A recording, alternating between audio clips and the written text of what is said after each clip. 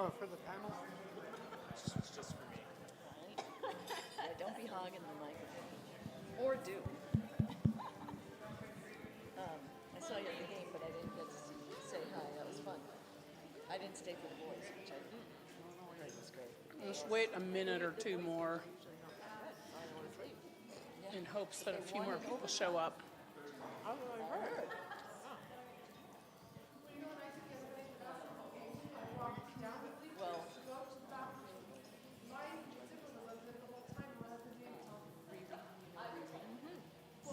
Well, it's my last, it's the senior game.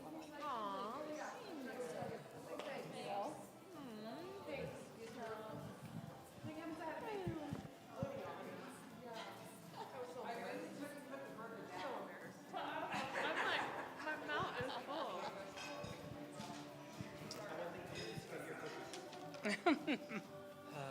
I'll go put my plate over there when I we start. just shoved it under my chair. When you're not talking, you can stand. It would be wonderful if people sat a little closer to our panel, since there's so much space. We're like an exciting panel, I gather. I took a shower this morning. I did too. Like, I come even on. like put on my shirt. I had on a flannel shirt. Yeah. My dogs, I have like 7 pairs. Just careful with that soda.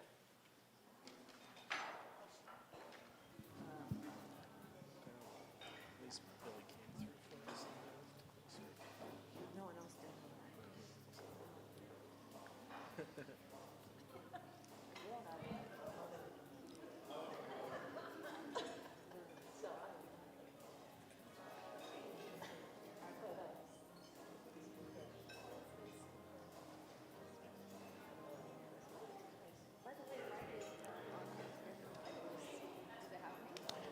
All right, I think we're going to go ahead and get started. People may continue to trickle in, but definitely want to thank you for being here today for our faculty panel as part of our Grizzly Path to Success series focused on student success. You may recall that in the fall we had a student panel as the kickoff for the semester. So we thought it would be a good idea to start off with a faculty panel this time around and get the faculty perspective, and also, especially for those of you that are faculty, get their tips and ideas on how to promote student success. So we're going to start off. I'm going to have each of you introduce yourself, your name, where you teach, how long you've been teaching, and what's the biggest change you've made over time? Starting with Kyle. We'll work our way this way. All right, on the spot. So I'm Kyle Glenn. I'm an associate professor of economics. So generally speaking, I'm teaching econ in the School of Business. How long we've been here, is that what you said? So this is my 8th year at Adams State, and the biggest change I've made,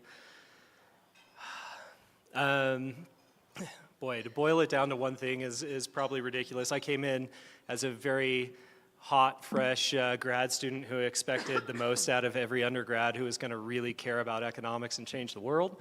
Turns out that's not usually how they approach it. But I think the biggest change I've made is understanding that students learning takes time and it's a process, right? So a single assignment and a bad grade might not be an indicator that a student actually knows what they're doing. So allowing for that feedback, the process to go back and relearn material that they didn't quite understand, and get to some sort of output that's where I'm looking to have them. So. Excellent. I'm Heidi Schneider. I'm Associate Professor of Sociology and also the Department Chair of Sociology. I've been teaching since 2011, but been here at Adams since 2018. I think the biggest, and it's difficult to boil it down to one, as Kyle said, but one of the biggest changes or things, different perspectives that I've had to take is that not every student is going to learn in the same way. Also, not everyone is going to be a student like I was. So I think I was a non-traditional, went to college when I was 26 years old, single mom. So I was very time organized. You know, I had my planner, knew when my assignments were due. And even though I was a first generation student, right, that's not going to be the experience. You're going to have some students that are very much invested and engaged in knowing when their homework is due and et cetera. But it is my job to teach them how to organize and how to plan. And so I think that's the biggest change. Instead of just saying you have an assignment due, is how do I provide the support and the resources for them to actually learn what it means to be a college student while they're learning sociology. Very good. Hi, I'm Kathleen Chavis, and I am senior lecturer in the English department. And I have been here, this is my 15th year at Adams. And as I thought about this question, similar to what Kyle and Heidi just talked about, but a little more specific, I have learned to slow things down, not lower expectations by any means, but not try to cover as much material as I think I can do. Because at my age and my learning style is not everyone's learning style. And so noticing and contemplating and accepting the different learning styles that exist, and that many students come from different educational backgrounds that either mean preparedness or not. And so I have to meet them where they are and believe in them. So I think that's probably something that really resonates with me each year I begin or each semester I begin. So I'm Natalie Rogers. I teach in the School of Business, mostly accounting classes and sometimes some other general business courses. I started at Adams State in 2012. I was an adjunct for a little bit, and then I was visiting for a couple of years before I started on the tenure track. And I think, I guess I just have to kind of echo what everybody else has said. You come in with a certain expectation of the students, and you do have to kind of adapt. And some years are different than other years. Some classes are different than other classes. And you kind of got to take what they give you and mold things a little bit based on what where your students are at. My name is Fallon Crowther. I started teaching nursing clinical in 2016 and came on into academia, I guess 8 years ago, because Kyle was in my new faculty orientation. So I'm an associate professor of nursing, and the biggest change that I made is I worry less about students liking me and more about making sure that they are hitting their outcomes. When I first started, I just wanted that 5 out of 5. So I was like, yeah, you can do whatever you want. And now, no, we need to keep people alive. So sorry, I don't care if you like me. Let's stay alive. Hi, I'm Frank Novotny. I've been here since 1993. Yeah, a little while. So yeah, from then to now, it's been continuous change, as my esteemed colleagues have said. It's every class, every student is different. The biggest change I've done, I do a lot more hands-on activity, as Margaret and Nick have come to my class and helped out with some of, stoichiometry day. Today was M&Ms for protons, neutrons, electrons. A lot of worksheets, review sessions are huge.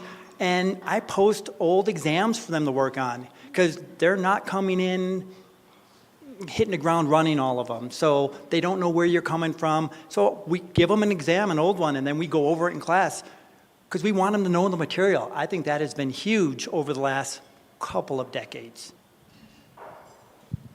Hi, I'm Jamie King. I'm an assistant professor in the nursing department as well. I have only been here this is my 4th semester.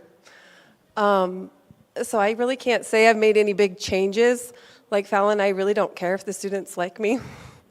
Like we're here to teach them, and I think getting to know them has been a good thing, to see where they're at and how they learn. But like Fallon, our job is to help them learn how to keep people alive. So.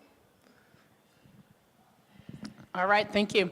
I realize I forgot to introduce myself. I'm Margaret Dole, Provost, head up academic affairs, but come out of a faculty background, so I haven't been here quite as long as Frank. I've been at Adams State since 1996 and was a faculty member in the art department through 2015, and then taught again from 2019 to 2023. So I've been in the classroom myself. And I'm going to answer this question too, because I think it really is important. And I have a good comparison point because I had, 6-8 years where I wasn't teaching at all, and then came back and taught the same class. And so when I first left the art department or stopped teaching digital photography in 2012, I taught a digital photography class, and I had 8 projects, some written assignments, and I think a class presentation.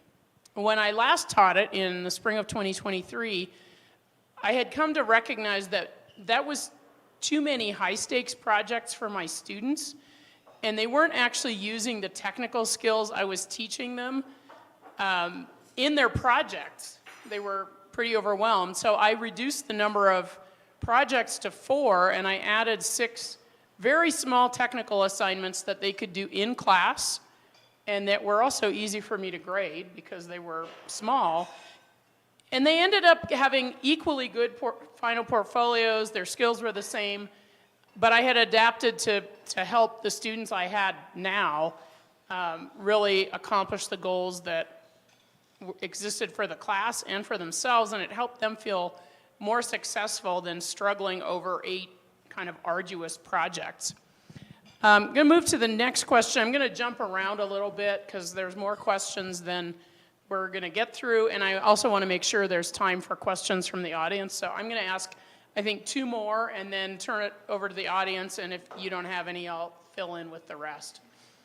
So my next question is, and this is related to the first one, how have you adjusted or changed your teaching to better serve students, especially those that may not be as academically prepared?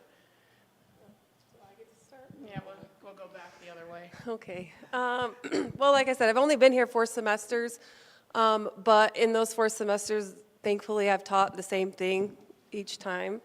And unfortunately, what worked last semester, like I'm teaching pathophysiology and informatics right now, what worked last year is not really working this semester. So I've learned to be adaptable, really. Once I get to know my students, I can kind of see what works for them, what doesn't. So the semester before, lecture did not work. We had to do a lot of group discussions. I'm trying that now. They're not really engaged. They're just completely different. So I think the best thing I've learned is just to be adaptable and to really, once you get to really know your students, you can kind of see what works best for them. At least that's what works for me. No, I agree with you completely. I mean, there is no magic bullet. I've learned that over the years. Every class coming in, all the students are individual. You need to meet them where they are and go forward with it. What else did I want to say? It started off that all of our graduates wanted to go to graduate school. That's all they wanted. And this last 2 cohorts, I think 2 students went to graduate school. The rest of them went jobs. And their interest is in biochemistry. It is not in going to graduate school. So I changed up my lectures, my examples, everything, like you said, to address the students, where they were, what they wanted to know, and they respond so well. Today's class is all about food. I did Intro to Forensic Chemistry, and the days that I have something that involves food for an example, you could hear a pin drop, except for the one question I got right away, because today was the protons, neutrons, electrons with M&Ms. The first question I got is, can we eat them? So you got to meet them where they are, and then you can still cover the content without lowering your standards. and they're happier, you're happier, better all around. I think the biggest change that I've made to help is instead of saying, this is what I want you to know, I focus more on what do you need to know? What do you need from me? And we're switching more to competency-based. So instead of the student will be able to tell me this, I look at it more like, what will the student be able to do when they're finished with my class? Not what will they know, but what can they do? And I think if you start with that and then work backwards, reading the textbook might not be what works for them, or it might, so it's still a tool that's there. So just kind of work backwards, figure out what you want them to do, and then plan around that. I think an important aspect too is to be accessible to the students, make sure they feel comfortable approaching you after class, during class, make sure they're comfortable in the classroom also. I call on all my students, all of them. I know all their names. I have to use my cheat sheet sometimes, but I know all their names, and I call on every single one of them during class. I don't make them uncomfortable, but I do call on everybody. And then my office hours are open for students to come. The last year, we've had some outstanding tutors that have added tremendously to the success of our students. So I try to really support my tutors also. They've done an awesome job. So echoing all of those things, one of the things that I've really worked on with students and have had to adapt through the years is making sure that the learning is relevant to all students. So in what I teach, English courses, there's always, different readings and different assignments as we all have. But I try to help students see themselves in the success of academia. So what I'm choosing for assignments has changed. And I want to make sure that it's not, the mainstream Euro-American traditional education only. That doesn't mean we don't study those traditional things, but I add to so that the assignments reflect them and the assessment reflects them. And then one of the more successful things has been to do project-based learning. And there's a whole lot of work to that, and I'm more than happy to share any of the work that I've done. Not enough time, but I'm currently in a project right now, and so it becomes relevant. It feels more than just in-class learning. It's where do we go from here with this? Why are we learning this kind of thing? And so key is that they see themselves in the literature, in the writing assignments as successful people, and that seems to help and make it relevant to them, as we've already heard. So I'll give a few concrete examples of things that I've done to, better meet the needs of students who may be underprepared. I assign pre-class reading quizzes. And I give them a ridiculous amount of time to complete this quiz on Blackboard, like an hour and a half, 2 hours. My goal is that, and they have to submit those reading quizzes before class meets, let's say on a Tuesday, it will be due Monday. That tells me they're low stakes, but they are for points. And then I know that they've cracked open the reading instead of just saying, assuming that they're going to do the reading and come to class prepared, right? They have to do pre-class reading quizzes. And so I know that, very easy, multiple choice, true, false. But I know that they've at least had to crack the book and engage with the material. So that seems to work really well, especially in my intro classes. Another thing is for writing assignments. In every one of my class, there is a writing assignment, upper division, more, right? But I always follow a scaffold approach. So I'll have a general kind of, this is what the topic, or this is what the parameters and something you need to research. They get to choose what, under those parameters, a topic that they're interested in. But they have to submit a topic proposal to me, and that's like in week 5.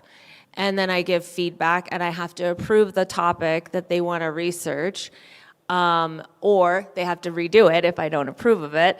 Then a few weeks out, they have to submit an annotated bibliography, but my annotated bibliography is not standard in that a second paragraph has to tell me why they're choosing this article or book for their paper, so that they're not just doing a Google search and picking 6 or 7 articles that match the topic. Then I have to approve that. I offer extra credit for going to the writing studio, and I spend considerable amount of time for each of those scaffold assignments in class, going over what are the expectations, and I often ask them, why do you think I have you doing this? So that they think about the reasoning, like, why do you have to submit a topic proposal? Why am I asking you for an extra paragraph? And then we have a discussion about the intentionality of doing research and choosing topic articles and research, and how, in the end result of their final paper and going to the writing studio and getting support and seeing the librarians will result in a better final paper and a final grade. So providing that opportunity for lots of feedback has really helped, and I use that in all of my classes now. So I suppose I'll talk about one thing I do in my class, specifically when I'm teaching intro econ classes. I still rely to some extent, not to some extent, a great deal on like taking tests in my class, because you need to understand some basic concepts and so on and so forth. But I've moved to this process where I'll give an exam, let students take it, they turn it in, I will straight grade the crap out of it. Like, if it's not right, it's not right. I'm not giving you leniency on this. And then I give them their test back and tell them, go correct your answers, and I'll give you half your points back. Right? And I dangle some carrots to, get outright A's the whole time. But the idea being that my students go, okay, look, they take something. There's plenty of times you forget there's an exam, or you thought you knew what you were doing, turns out you didn't. And so what they do is they go home and they learn how to solve the problem, and the student who would get a 75 missed 25 of the points, but they get 12 and a half back, so they're sitting at an 87 and a half, and that's a B+, and they're not sad about their grade, and they got to the goal that I wanted them to get to, which was actually learn the material, not just nail it the first try. And so I got a little bit bored, bored while they were taking finals last semester. So I pulled data from I've done this for about 2.5 years now, so I pulled it from all my classes with a hypothesis that, if you corrected things but you didn't actually know what you were doing, your final grade, like exam grade, should be substantially different, lower than those additional points. And it turns out they're statistically the same, and the final grade's actually like 1 percentage point higher than their exam average. So that seems to have worked fairly well. All right, one more question for all of you, and then I'll turn it over to the group. So how do you encourage student engagement both inside and outside the classroom? I don't. No. How do I encourage student engagement? So econ's really nice because examples are everywhere, always. Like, you're all involved in it all the time, whether you think about it or not. So I lean very heavily into a couple of stereotypes in my class. My students think it's really funny. I mean, I enjoy all these things, but like, all of my examples are beer or donuts or coffee. And that's it. Like, that's the extent of it. But what it does is, like, it really engages students in something that they're accustomed to. They know it feels low stakes. I'm not talking about high level things. They know what a donut is and if they want to eat it or not, right? So that kind of stuff tends to work. And then I think they figure out fairly quickly that it's really easy to get Kyle to go down some rabbit hole. Right? So like, I entertain a lot of questions that end up working out really well for like a learning experience opportunity. So. Engagement in the classroom is built into the class, and so participation points, and I explain what active participation means. In the School of Humanities and Social Sciences, we have some classrooms that we've moved into tables, so where students actually have to sit and see each other. That, I love it. That started last year, and I would highly, highly recommend it. They still do like come into class and like look on their phone before class starts, but I have a section in my syllabus and I warn them on the first day, like, you are going to be talking to your peers. And so I do, pose questions, and either they have to talk to the person to the next to them or at the table. I have games. I make them get up and talk to each other. When I say games, not just like dominoes or Uno, but games that reflect and help teach the lesson of the day. I mean, so they have to talk to me and they have to talk to their peers. It's just built in, and every single class session, they're actively engaging with one another, and then they warm up, and sometimes they get a little rowdy, and it's got to be like, hey, I love this, and let's get back to it. So that's good. Outside of the class, shame and guilt. No. I mean, I am always pushing events that are happening on campus. I bring flyers in, I post it on Blackboard, I make the announcements in class. Sometimes if it's relevant to the course and the material I'm teaching, then I will offer extra credit. I will be like, are you going to be there? Okay, I'm going to see you. If they're not there at the event, then I might say, where were you? I was looking for you. Really, really intentional about, and then telling them what are the benefits of being engaged on campus. You'll have a better experience, you'll do better, you'll make friends, you'll feel less isolated. So really explaining to them why it's in their best interest to be actively engaged on campus, because if they don't know what are the benefits, then they're probably not likely going to do it. So really encouraging that. I spend a lot of time at the beginning of the semester creating an environment for learning, so a community of learners. And similar to what Heidi's talking about, there's a lot of intentional group discussion. So if there's a reading assignment, they're going to get a set of questions before they read. And so they are responsible for the reading and the answering ahead. And then they know, because it's been established in those first few weeks of creating this learning community, that they will be responsible to share in small group and large group. And this semester, knock somewhere on wood, it's working fabulously well. It doesn't always work fabulously well, but I think that if they're given an opportunity to be prepared, that's fair. And so they know that, and it's very consistent and it's very intentional, and I always give in-class participation points. And so if you're doing the work, you've read the stuff, you're willing to share at any level, at any entry point you can do, then you're going to get your in-class points. And then everything is somehow connected. So it's not random. So they begin to follow this pattern, and they feel very confident with it. And I think that's half of discussion work and participation work, is having some confidence and a level of entry.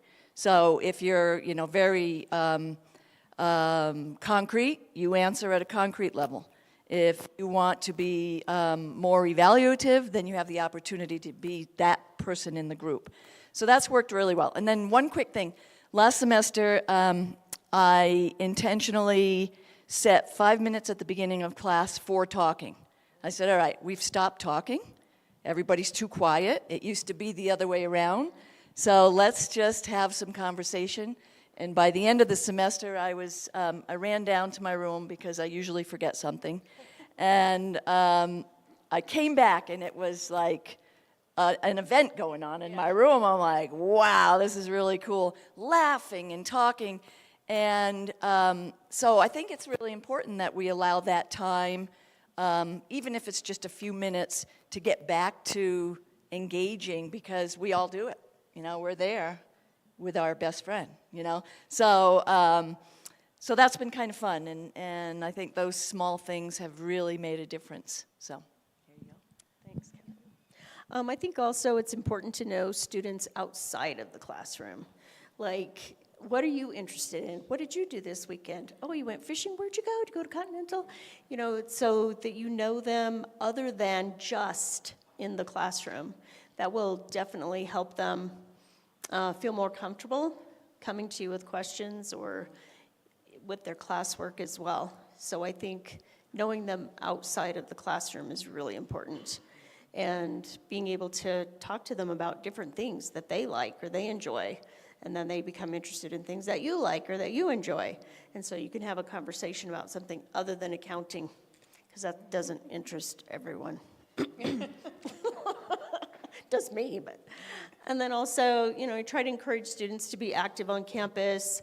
We have a lot of clubs in the School of Business, and so the FBLA, the Ag Club, the Finance Club, the Bulls and Bears, we have a lot of clubs in our building.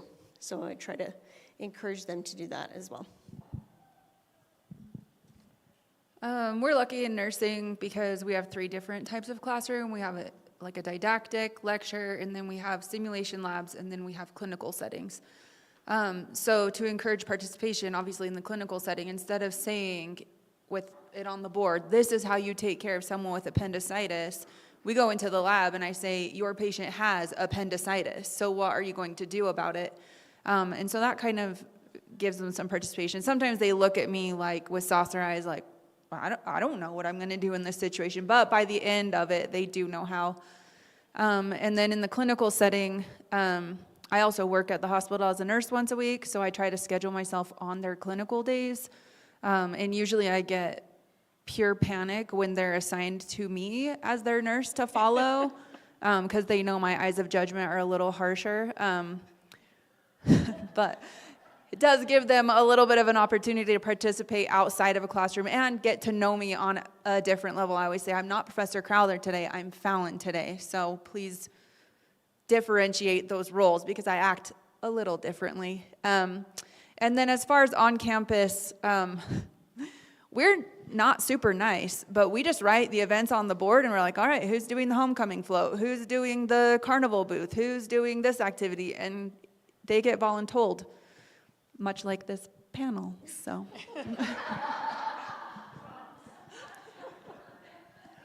I asked.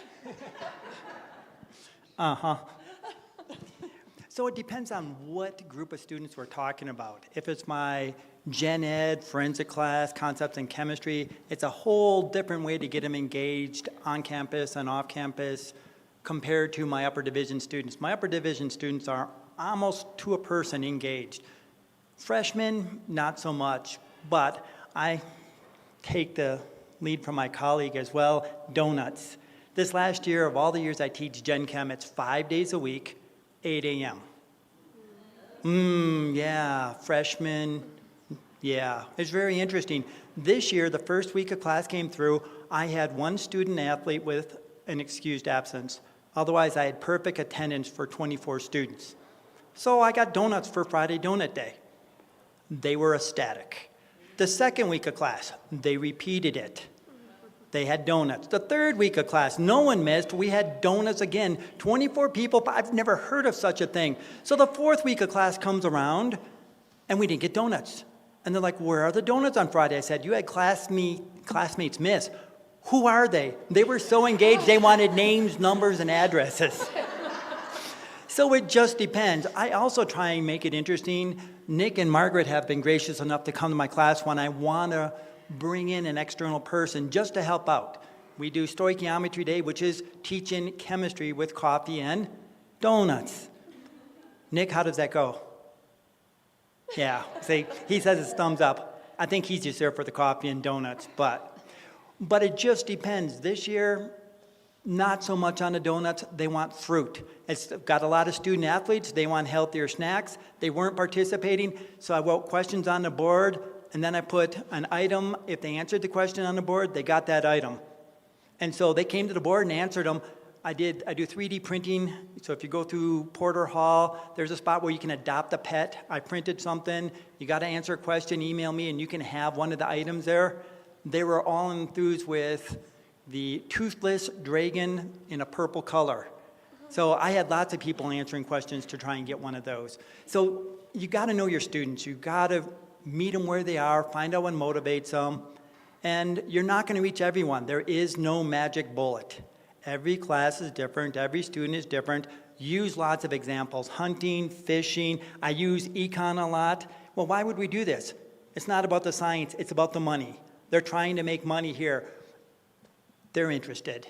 Not everything, not everyone for everything, but 3%, 10%, 20%. You just keep putting stuff out there, and some of them are going to respond. Well, Fallon already answered a lot of how we do it. In my class, I take probably the first, 15, 20 minutes and just ask them how they're doing. Sometimes if I just start off just with a conversation, they'll participate in class more. Throughout my class, I also do case studies. So we'll be talking about something and then we'll stop and we'll have a discussion about a case study or what we had just talked about. There are some that are a lot more quiet. But once you get to know them, they're okay if you call them out and they're like, hey, if I say their name or whatever, and they'll do fine. They just don't want to respond right away. We do a lot of labs. We do open labs. We're available for them to come in on their off times. We encourage them to participate in, we want nursing scenes, so we tell them to participate in things on campus. I don't know, I think we're lucky. We are in a really close-knit department, and so our students know us, they know we're accessible, they know each other. It's just like a big family.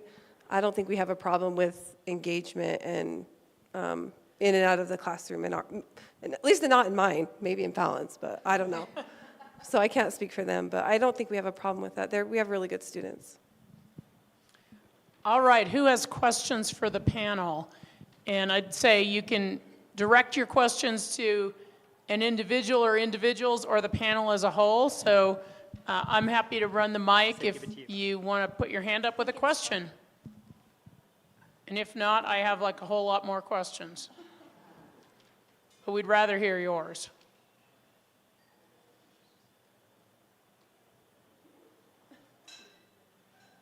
Do we have to call on someone? Yeah.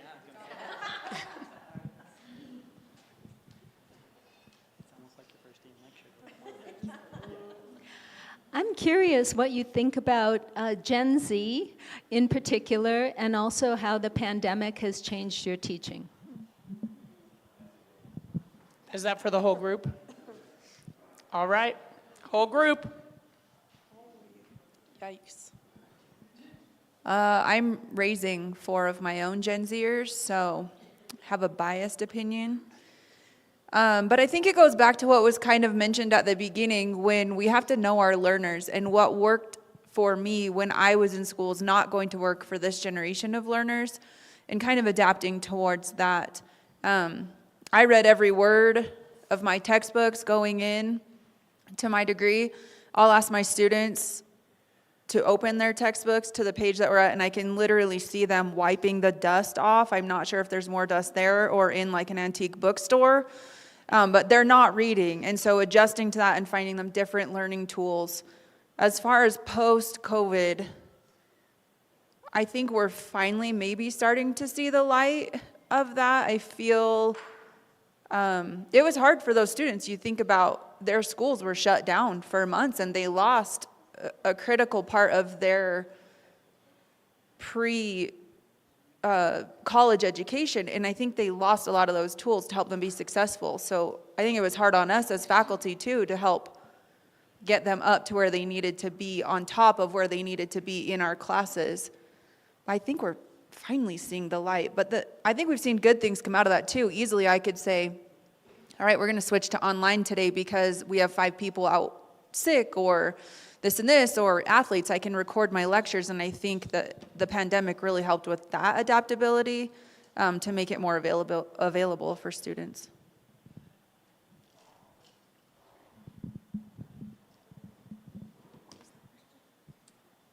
Gen Z learners and post-pandemic. So I agree with Fallon that I think we're finally kind of coming out of the pandemic. Children, I guess you would call them, or students.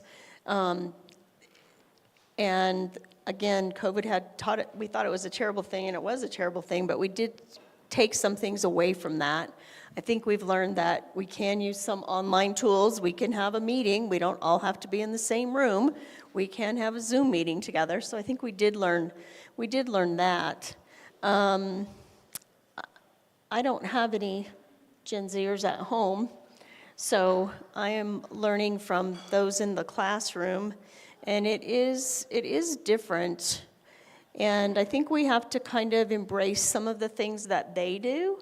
For example, usually you're like, oh, put your phones away. Don't anybody have your phone out during class. And I have some classes where I'll ask them a question and they all look at each other and I said, well, ask Siri. You know, you have that tool in your pocket. Let's do something useful and constructive with that. We're not playing games, but if I ask you, you know, what stock traded at the highest price, what is it? And they can look it up on their phone. So use those tools because they have them. May as well do it in a productive way. That's good.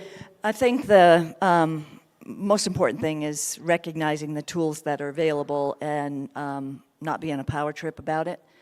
It's easy to go there, but we have to adapt with our students because the technology's not going to go away. It's just going to continue to accelerate.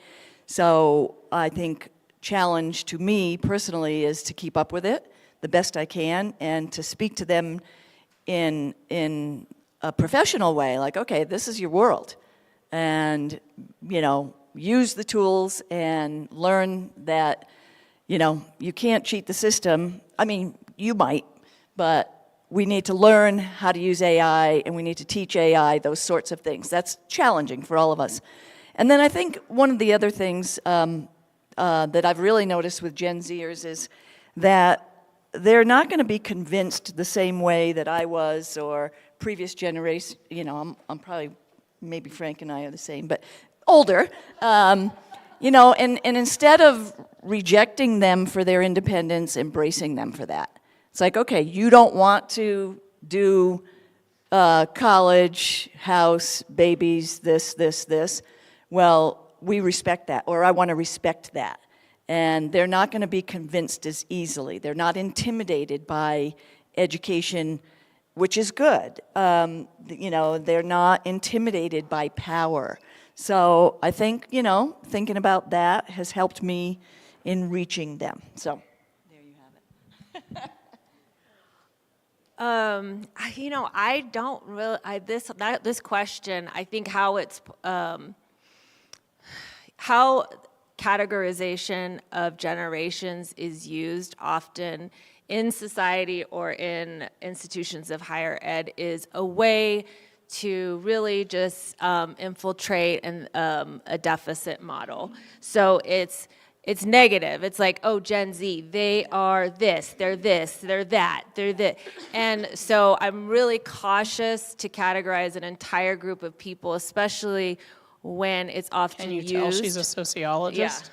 Yeah. It gets me because, so I hear the question, I understand, you know, why sometimes it's important to, you know, categorize folks, but I would prefer to use the understanding of Gen Z to see what they're really good at, right? What are the things that they bring to our society that previous generations have not? And then how do we, as you said, we have to adapt with AI, with shifting since COVID. I mean, I think about when the internet, you know, I'm sure people in institutions of higher ed were freaking out about not going to the library to physically check out a book, and yet it worked. So we have to adapt. If we dig our heels in and we want to think that students today should be like how we were or previous generations, we're failing. We're failing as educators.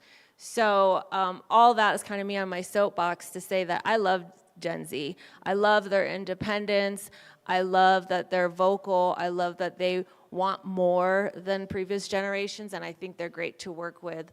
I think COVID, I agree with all y'all, it's changed some of the things that we've done, but I think it's also allowed us to adapt and think about different ways, modes of learning, assessment, engagement. So, and I think we're coming out of it. I'm noticing more active learning and participation. Are we all answering this, Margaret? Well, Or are we're getting pretty close to time, so I'm going to give you one final question for all of you, and that is, in 5 words or less, what tips would you give students to promote their success? And the challenge for all of you is not to say the same thing the person before you said.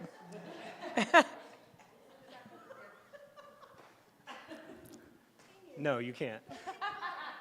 Show up, do the things. He took it, right? She said 5 words. Attend every class and office hours. That was 6.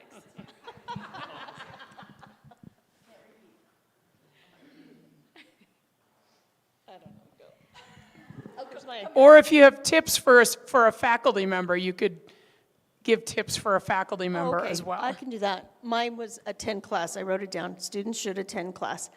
I think as far as faculty members go, lean on your fellow faculty members.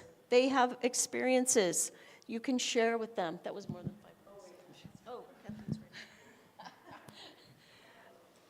To students, trust yourself as learners. How nice.